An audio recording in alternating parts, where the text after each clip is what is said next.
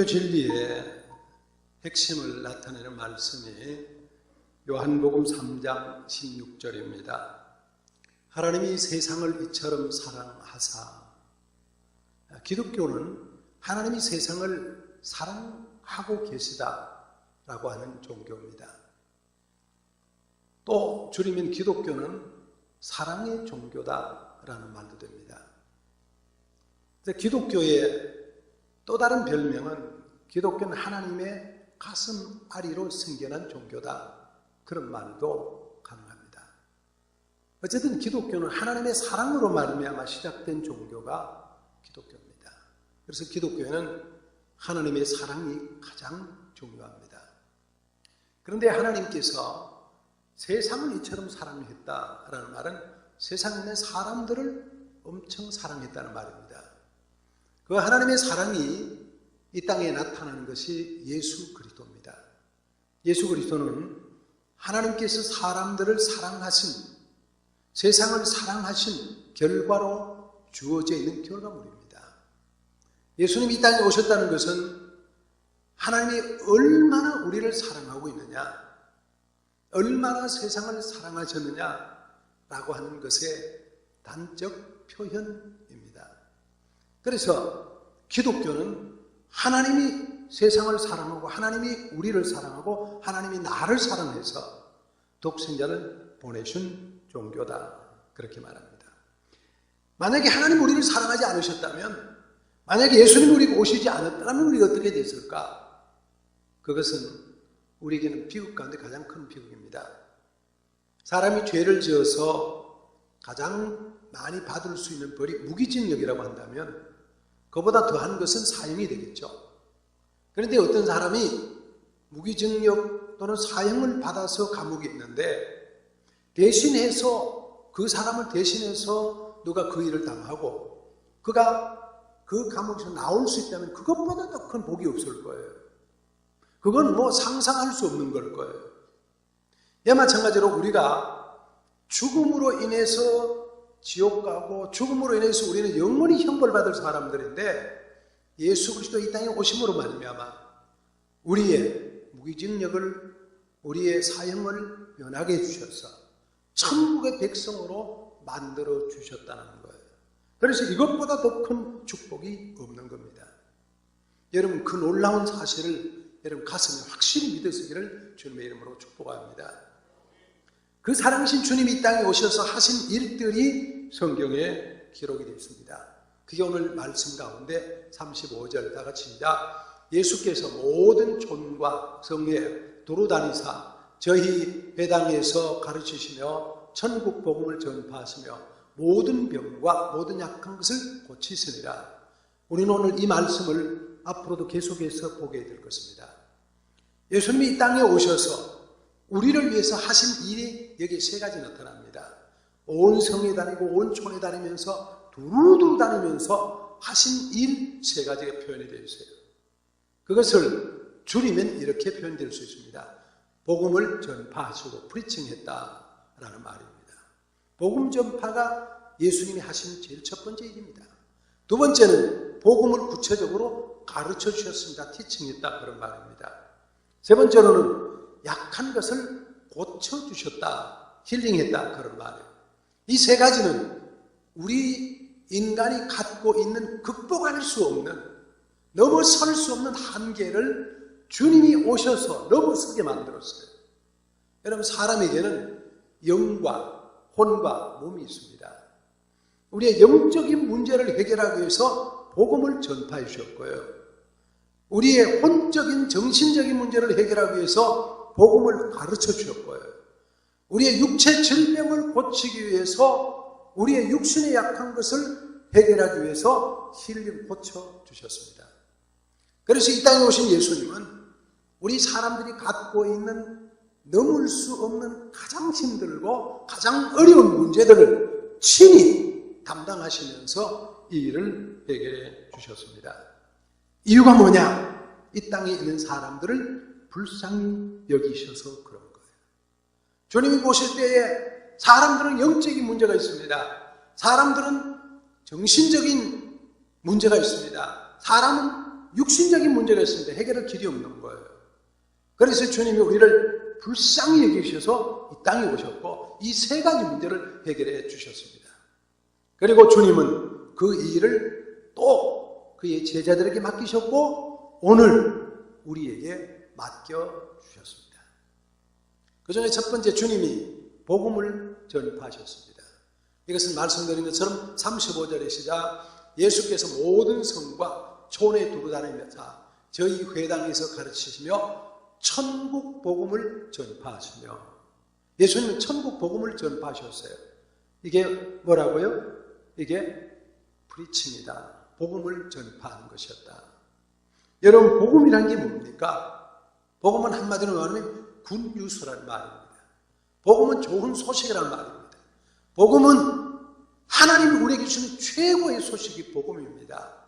좋은 소식입니다. 뭐가 복음이에요? 하나님이 살아계시다는 겁니다.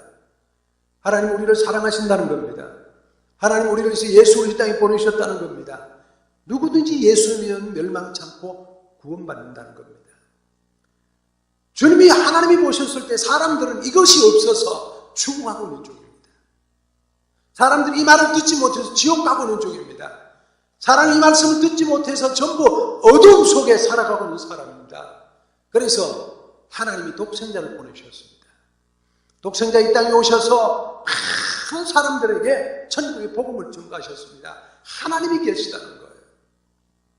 하나님이 여러분을 사랑하신다는 거예요. 그 사랑으로 예수님이 오셨다는 거예요. 누구든지 예수 믿으면 멸망치 않고 영생을 얻는다는 거예요. 그 소식을 주님이 이 땅에 오셔서 많이 전했습니다. 온 성과 온 촌에 다니며 전했습니다. 만나는 사람들마다 이 복음을 전했습니다. 그리고 그 사람을 변화시켜줬습니다. 여러분, 예수님 보실 때 가장 시급한 게 복음 전하는 것이었습니다. 왜? 그냥 두면 그대로 있다가 다 지옥 갈 사람들이기 때문에 그렇습니다. 그래서 주님 말씀하셨습니다. 우리가 다른 가까운 마을로도 가자. 거기서도 전도하리니 내가 이를 위해서 왔노라. 주님 복음을 전하기 위해서 오셨습니다. 주님 복음 전파하기 위해서 오셨습니다. 죽어가는 생명들이 복음을 전해서 그 생명들이 하나님의 백성이 되게 하는 것이 예수님의 제일 큰 일이었습니다. 그래서 주님은 그 일을 위해서 이 땅에 오셔서 수많은 사람들 찾아다니면서 말씀을 전가하셨습니다. 주님의 영혼권이 제일 중요했습니다. 세례요한도 그랬습니다. 회개하라, 천국이 가까웠다. 예수 그리스도 곧 다가온다고 오신다고 회개하라고 말합니다. 그래서 구원받기를 우리에게 요청하셨습니다. 이 땅에 오셨던 예수님도 사람들을 찾아다니면서 말씀을 가르쳤어요. 죽어가는 사람들에게 찾아가셨던 주님, 그것은 많은 사례 중에 한 가지를 성경 기록된 걸 든다면 수가성의 여인일 겁니다. 이 여인이 희망이 없었습니다. 여인은 가면 갈수록 점점 사그러져 가는 사람입니다. 사람들은 관계도 단절되어 있고 그에게 기쁨도 없고 그에게는 만족도 없고 아무 것으로도 그의 해결할 길이 없었습니다. 그런데 주님이 그에게 찾아가셨습니다. 그리고 복음을 전가하셨습니다. 그리고 그를 변화시키셨습니다. 바뀌어졌습니다. 그가 복음을 받고 나니까 인생이 변화가 됐습니다. 그래서 그가 지금 가져왔던 물동이를 버려두고 동네로 들어갔습니다. 그리고 사람들에게 복음을 전하기 시작했습니다. 여러분이요, 내가 만난 예수를 놔보세요. 이가 그리스도입니다. 이가 메시아입니다. 이가 하나님의 아들입니다. 내가 이 사람을 만나서 대화를 하는데 인생이 변화됐습니다. 여러분 와보세요. 변화된 복음 전도자로 변화가 됐습니다. 하나님은 사람들에게 변하기를 원합니다.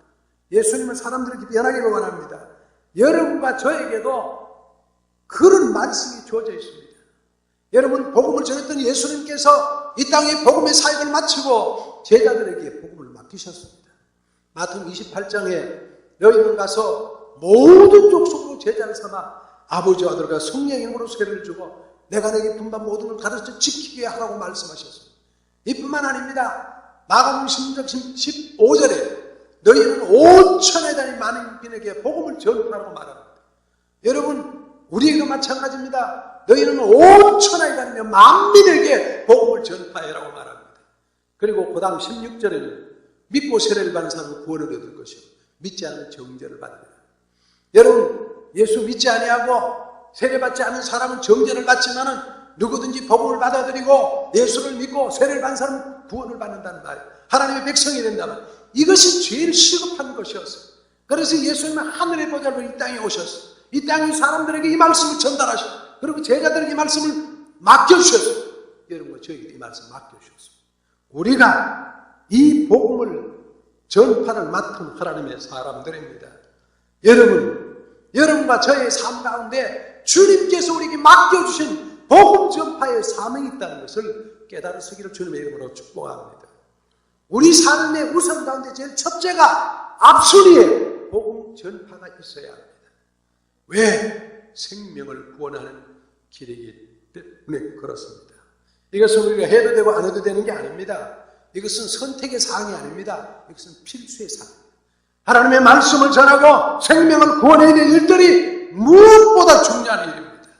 왜 그랬어요? 사람들이 떠내려가기 때문에.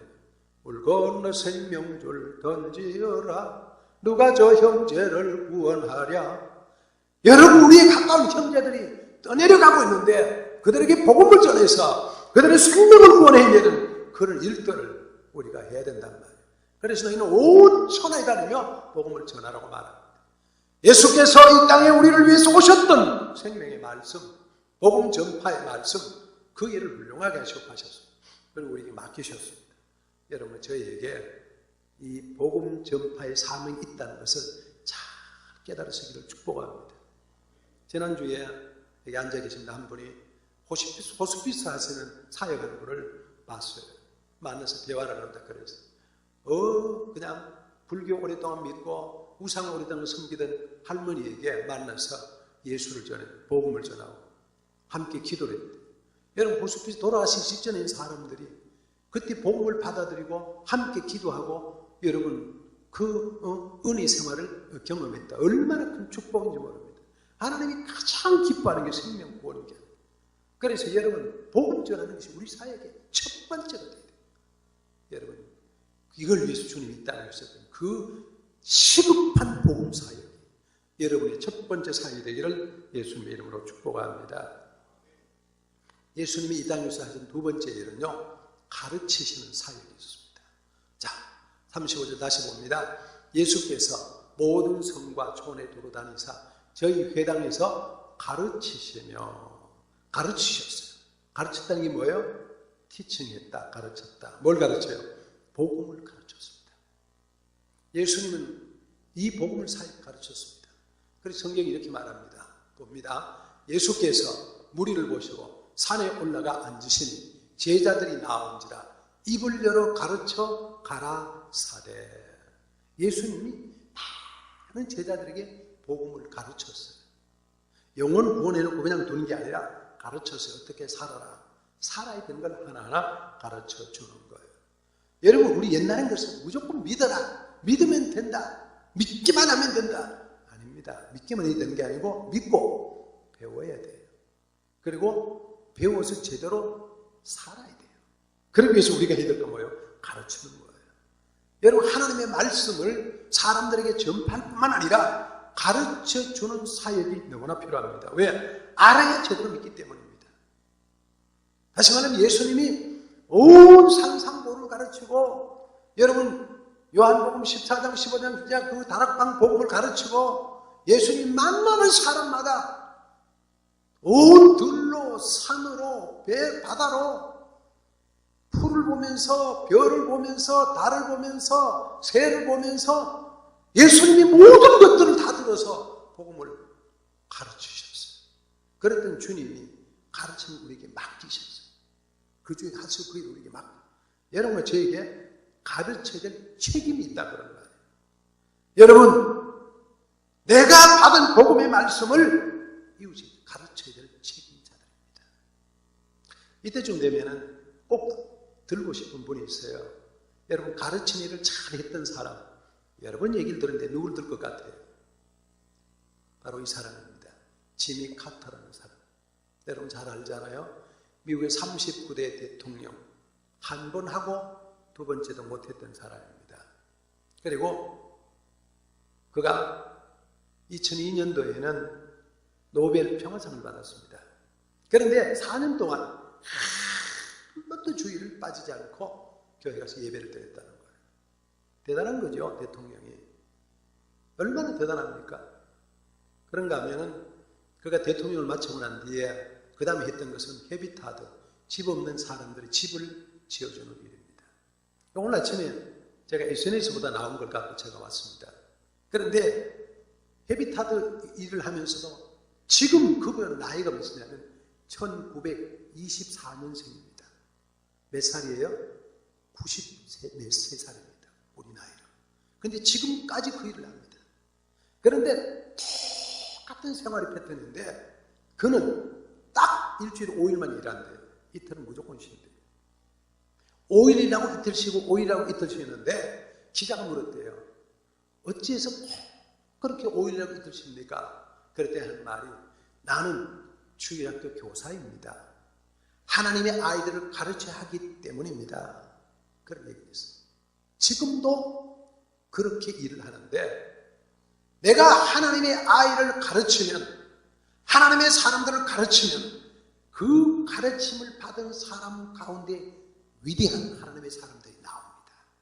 그래서 저는 그 일을 합니다. 여러분, 지미 카터보다 나이가 더 많으신 분은 주일학교 교사 안 해도 됩니다. 여러분 93살 이상 되는 건 안 해도 됩니다. 그러나 그전 그 이하의 분들은 가르치는 사역이 너무나 중요하다는 걸 깨닫고 그 일을 해야 될 책임자들입니다.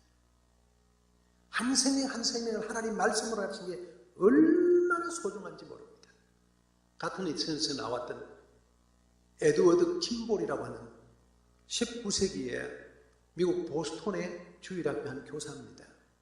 이 주일학교 교사가 자기 반에 아이들이 와서 이제 교회 예배를 하는데 한 아이가 글을 잘 모르더래요. 소심한 아이가 있더래요.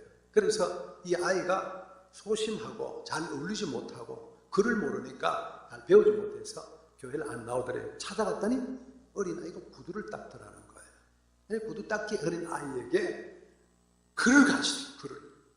뭘 가르쳐줬어요? 글을 가르쳐줬어요. 뭐 영어를 가르쳤겠죠. 한글 가르친 거 아닌 것 같고. 글을 가르치고 성경을 가르친 거예요. 하나님이 얼마나 우리를 사랑하신 게 아니야? 하나님에 대해서 가르치고 복음에 대해서 가르치고 예수에 대해서 가르치고 인간의 사는 삶을 하나하나 가르치는 거예요.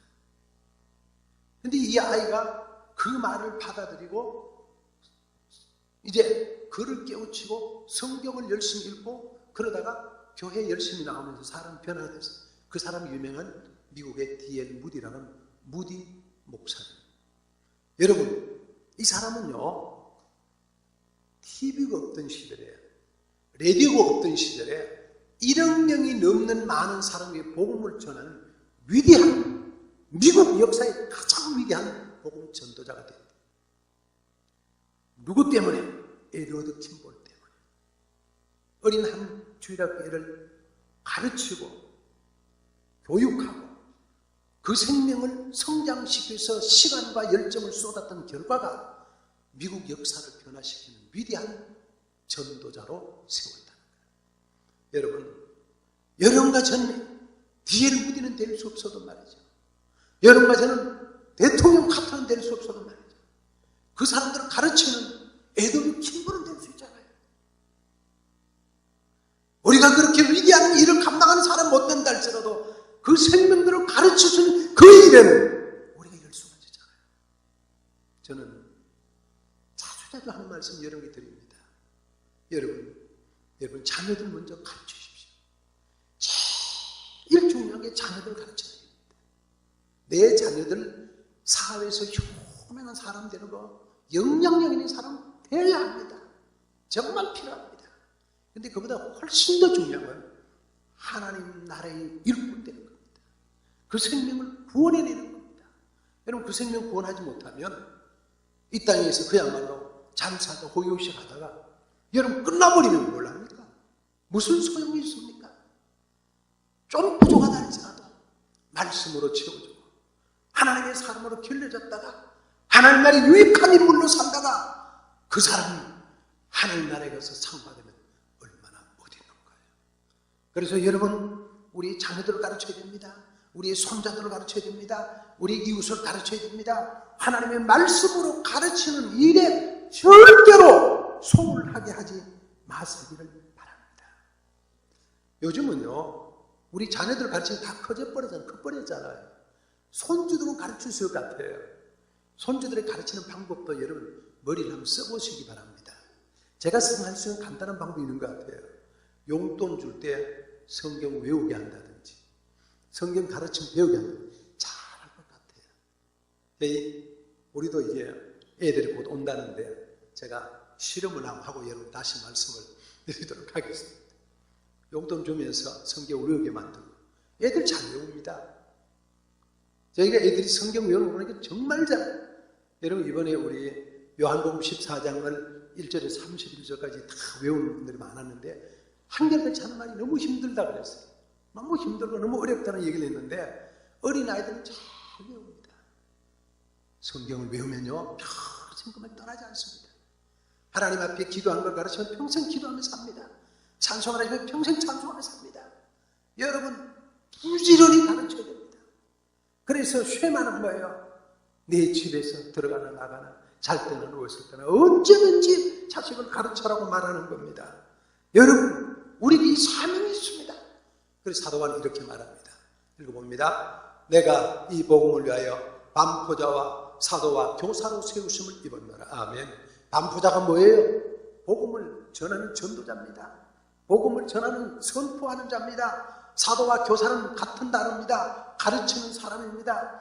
내가 복음의 전도자가 됐고 내가 복음의 교사로 시험을 받았다는 말입니다. 사도 바울이. 그럼 평생 그 이름에 살았습니다. 디모데후서 1장 11절 12절 말씀 아닙니까? 사도 바울이 로마 감옥에서 마지막에 썼던 글입니다. 그는 또 이렇게 말합니다. 이를 인하여 내가 또 이 고난을 받되 부끄러워하지 아니한다. 가르치다가 복음을 전하는 감옥이 같지만 부끄러워하지 않는 거예요. 여러분, 그런 고난이 와도 끝까지 그 일을 해내는 그런 사람이 됐다. 복음 전하는데 어려움이 있고 가르치는데 어려움이 있더라도 열심히 가르치세요. 고난이 반드시 있기 마련입니다. 그럴지라도 기쁨으로 그 일을 가르치세요.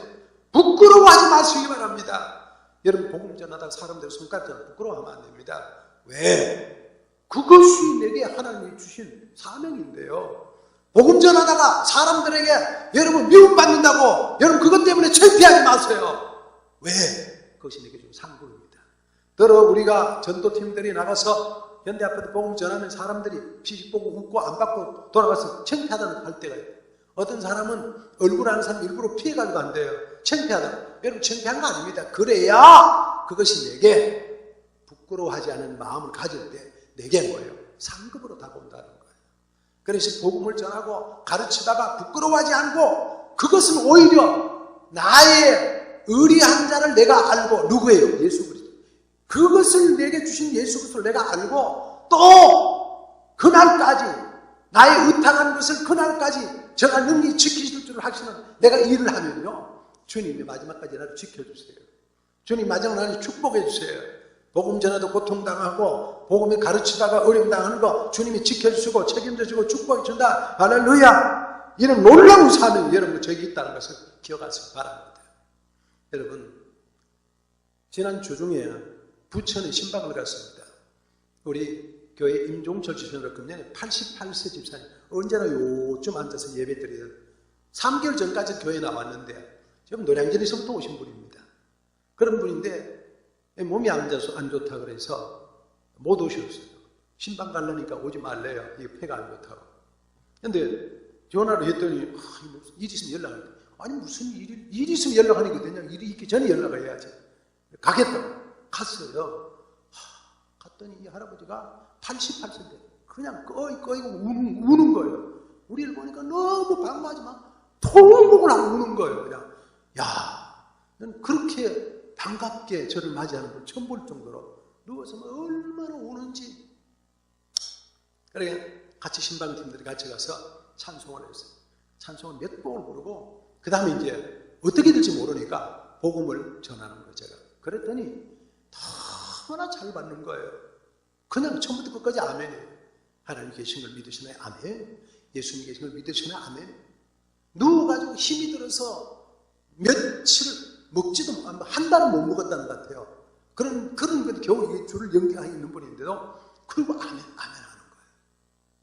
끝까지 아멘 하는 거예요.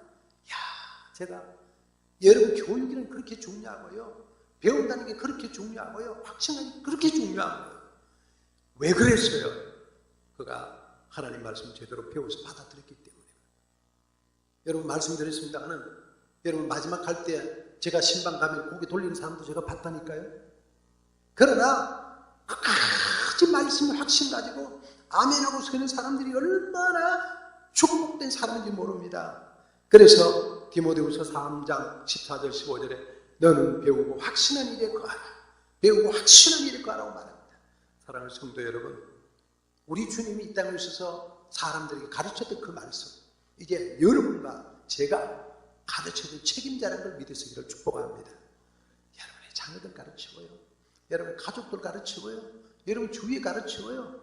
여러분 만나는 사람들에게 복음을 전하는 일이고, 그리고 생명의 말씀을 가르치는 그 일에 열중할 수 있는 여러분 될 수 있기를 축복합니다. 할렐루야. 세 번째는요, 병을 고치신 예수님. 질병을 가지고 있는 사람들을 불쌍히 여기셔서 주님이 이 땅에 오셨어요. 다시 봅니다. 시작. 예수께서 모든 성과 촌에 두루다니사 저희 회당에서 가르치시며 전국 복음을 전파하시며 모든 병과 모든 약한 것을 고치시니라. 할렐루야. 여러분, 모든 병, 모든 약한 것 좀 보시고 불쌍히 여기신 거예요. 그래서 이 땅에 오신 거예요. 그걸 고쳐주신 거예요. 병 고치, 힐링해 주신 거예요. 고치신 거예요. 주님은 우리의 약한 것을 보시고 불쌍히 여기셨어요. 우리의 약한 것을 그냥 두실 수가 없어요. 그래서 성경이 이렇게 말합니다. 우리의 연약한 것을 친히 담당하시고 병을 짊어지셨다고 말합니다. 그래서 주님 우리의 질병을 가지고 가셔버렸어요. 십자가에서 다 가져가시고, 그리고 우리의 건강을 주셨어요.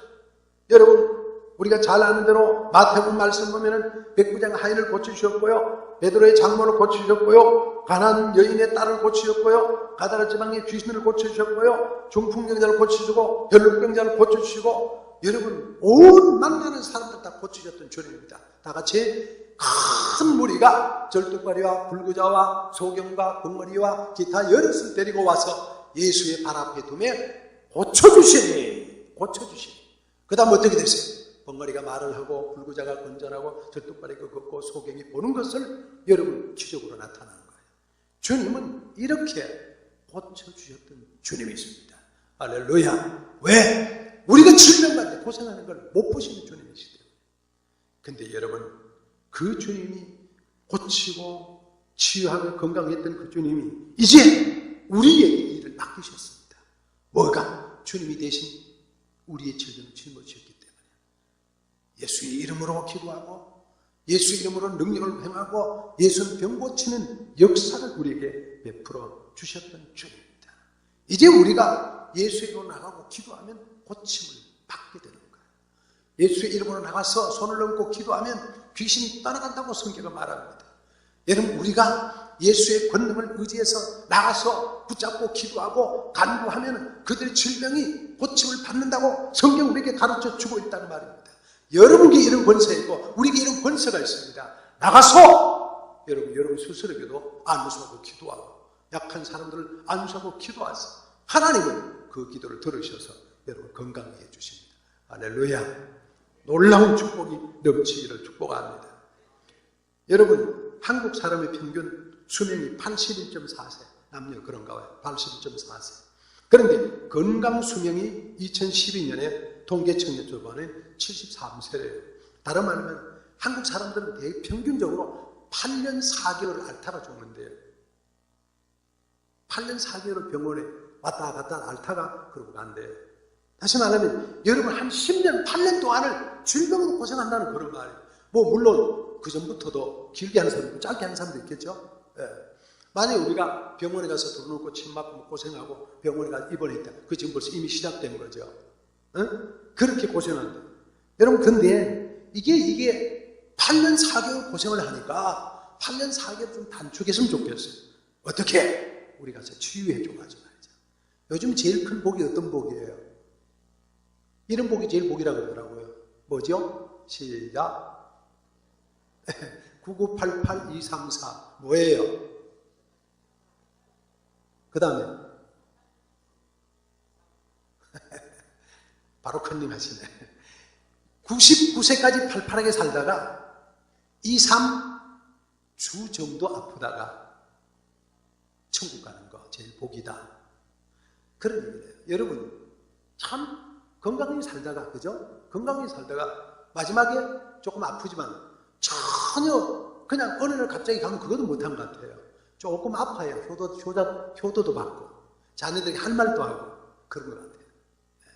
99세까지 팔팔하게 살다가 여러분 하나님 앞에 갈 수 있는 그런 복을 누리시기를 축복합니다. 여러분 자녀들이 왜 아멘 안 해요? 자녀들이 왜 아멘 안 해요? 여러분 우리가 적어도 하나님 앞에 가기 전까지는 건강히 살다가 가야 되는데 건강하지 못한 사람이 많이 있는 거예요. 그럼 어떻게 하란 말이에요? 그런 사람들 붙잡고 기도하고 축복하고 예수의 이름으로 고치는 역사가 우리에게 있어야 된다. 우리 권사님과 장로님들대로 하시는 말씀 보면 죽는 복도 받아야 된다 그러는데 여러분 이런 복을 받는 거예요. 이게 축복입니다. 예수의 이름으로 우리 앞에 질병이 있지만 다 이기고 극복해서 건강하게 사는 주님의 이름으로 축복하고 그래서 우리 모두가 건강의 복을 누리는 그런 삶을 사시기를 바랍니다. 우리가 여러분 질병 가운데 있으면 주님이 우리를 불쌍히 여기세요. 우리를 너무 안타깝게 여기세요. 그래서 우리를 고쳐주시는 주님이십니다. 이제 말씀을 정리합니다. 주님이 우리를 사랑하셔서 이 땅에 오셨습니다. 이 땅에 오셔서 모든 촌과 마을로 다니면서 사람들을 고치셨습니다. 세 가지를 하셨죠. 첫째 뭐예요? 복음을 전파하셨습니다. 생명을 걸고 복음 전파를 하셨습니다. 그리고 이 복음 전파의 사역을 우리에게 맡기셨습니다. 여러분 제가 예수님 대신해서 복음 전파 일에 협조할 수 있기를 예수님의 이름으로 축복합니다. 여러분의 우선순위의 앞번호에 복음 전파가 있기를 부탁을 드립니다.